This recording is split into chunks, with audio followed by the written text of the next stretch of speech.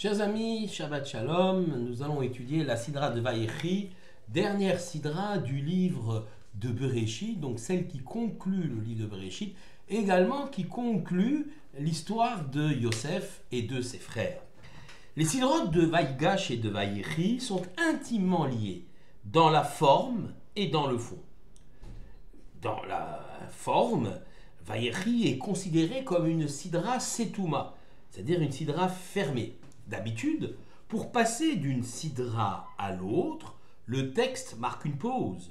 Il existe un écart, enfin, il existe un signe, quelque chose qui montre la fin d'une sidra et le début de la suivante. Par exemple, en général, on va à la ligne. Parfois, un blanc s'intercale sur la même ligne. Mais ici, rien de tout cela.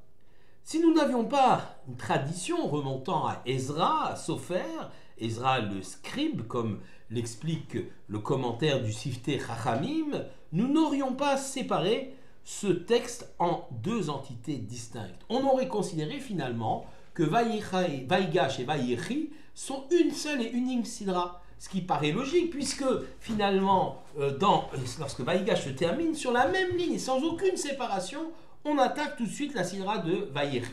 Donc par conséquent, on aurait pu considérer que c'est une seule et même sidra, mais Ezra, alors Ezra, c'est un personnage important, puisque c'est l'homme du retour de Babylone, du deuxième retour de Babylone. Nous sommes à peu près en moins 500. Il faut savoir que le temple de Jérusalem a été détruit en moins 586, qu'en moins 537, le roi de Perse, Cyrus, fait tomber l'empire babylonien et autorise les Juifs à retourner sur la terre d'Israël pour reconstruire le Beth Amikdash, le temple de Jérusalem. Un premier essai est fait avec Zerubbabel, c'est un semi-échec, et ensuite Ezra arrive avec Nehemia, et là c'est une réussite, bien qu'il y ait peu de monde qui monte en Israël, tout de même Ezra arrive à organiser le pays, il arrive à en faire une entité, une province, on est encore sous domination perse, mais une province qui finalement va prospérer, et surtout il va organiser ce que nous appelons la grande assemblée, la Anshet Knesset Agdola, 120 membres, la grande assemblée, la Knesset Agdola, et dans cette assemblée, on va légiférer, on va écrire les plus belles pages de la Tefila, de la prière, comme la Shmoneh Esrei, les 18 bénédictions, la Havdalah, etc. Mais aussi, on va réaliser ce qu'on appelle le canon biblique, c'est-à-dire qu'on va considérer quels sont les livres qui sont kadosh, saints, ceux qui ne le sont pas, et constituer l'ensemble du canon biblique de la Bible tel que nous l'avons aujourd'hui. Et c'est également à l'époque d'Ezra qu'on va donc réaliser ce découpage en sidrotes, et c'est Ezra qui va nous dire que Vaïgash et Vayechi constituent malgré les apparences deux sidrotes distinctes. Elles sont liées dans la forme, mais elles sont quand même deux sidrotes distinctes. Dans le fond, il y a aussi, bien évidemment, un lien entre Vaïgash et Vayechi. Dans le fond, en fait, il apparaît qu'il faille lire et comprendre les versets dans la continuité. Le dernier verset de Vaïgash est le suivant. Vayeshev Israël be'eretz Mitzrayim, be'eretz Goshen, vayeachazu ba, vayifru, vayirbu me'od. Donc, pasuk tiré de Bereshit, Sidra Vayechi, chapitre 7, verset 27. Israël. Israël, c'est le surnom de Yaakov. S'est installé dans le pays d'Égypte, dans le pays de Goshen. Il en a pris possession, le mot est important, vayechazu, il a pris possession de cette terre, il l'a fait fructifier et s'est lui-même multiplié.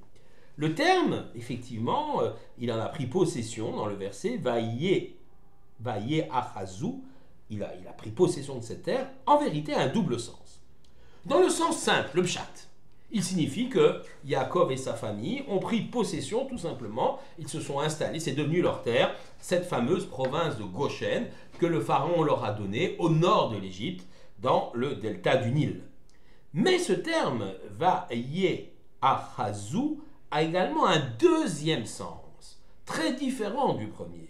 Il signifie aussi se laisser prendre, sans mêler, comme on le voit dans un autre verset, bien avant, dans la Sidra de Vaïra, au moment de la Kedat Yitzhak, de non-sacrifice d'Isaac, et du bélier qui va prendre la place d'Isaac sur l'autel des sacrifices sur le mont Moria. Là-bas, le verset dit Vayar ve'ine aïl ne'echaz basvar bekarnav.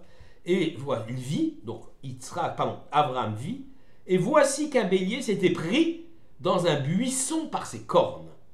Lorsque le bras d'Abraham, qui allait sacrifier Yitzhak, fut arrêté par l'Éternel au moment donc où il allait sacrifier son fils, il vit donc ce bélier qui allait remplacer Yitzhak sur l'autel des sacrifices.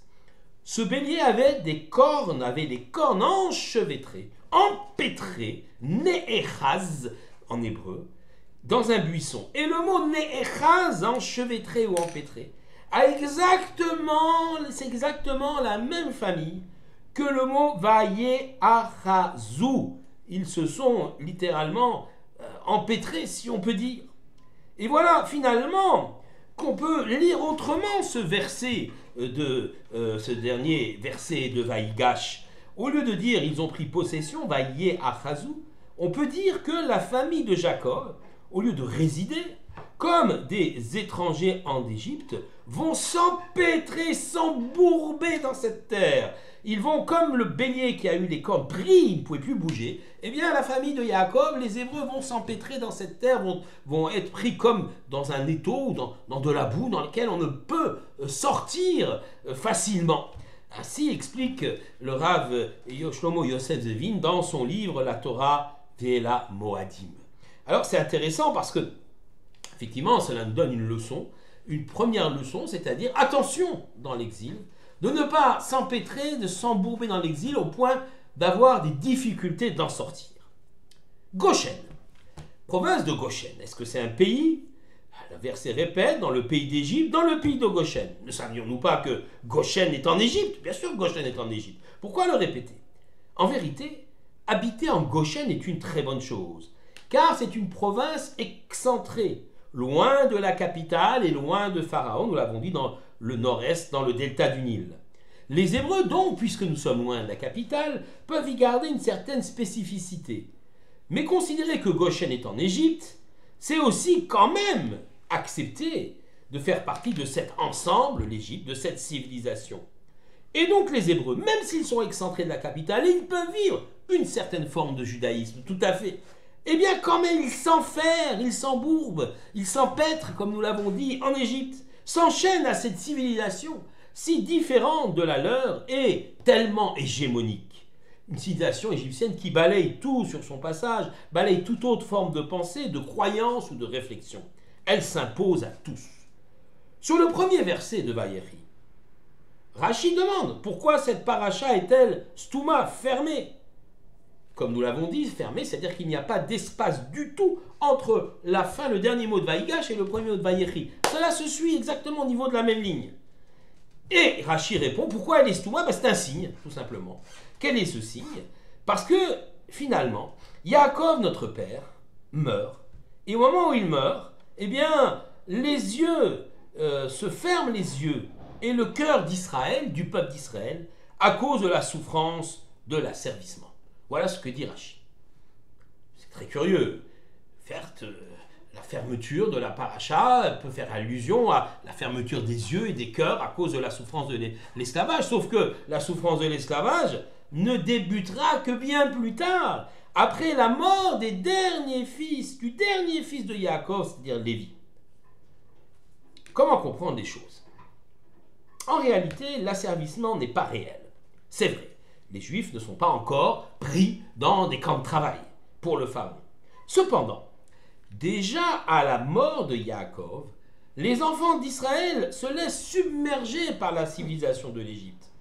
Tant que le patriarche est présent, il demeure une référence et personne n'ose rompre la tradition familiale, celle de la Torah. Personne ne veut oublier son identité. Lorsque Yaakov disparaît, une cécité de circonstances frappe les enfants d'Israël. Empêtrés dans le monde de l'Égypte, ils perdent la notion d'être des étrangers sur une terre étrangère.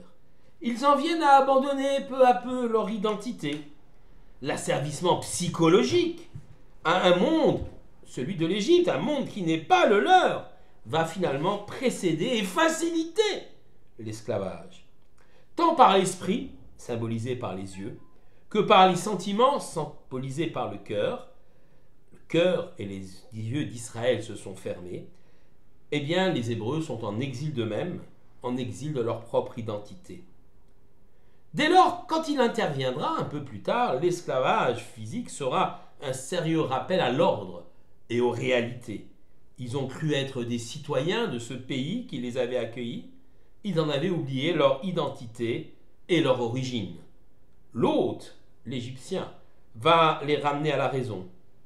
Un juif, où qu'il se trouve, doit toujours se battre pour préserver son identité. Sinon, l'histoire, tôt ou tard, se chargera de le lui rappeler. Shabbat Shalom à tous.